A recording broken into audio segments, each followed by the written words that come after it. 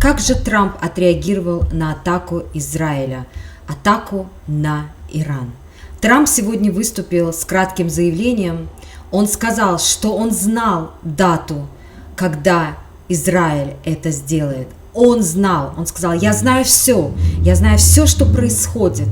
Я в курсе всех мировых событий. Так заявил Дональд Трамп сегодня в мини-пресс-конференции перед журналистами. И мы ждем дальнейшей реакции Трампа.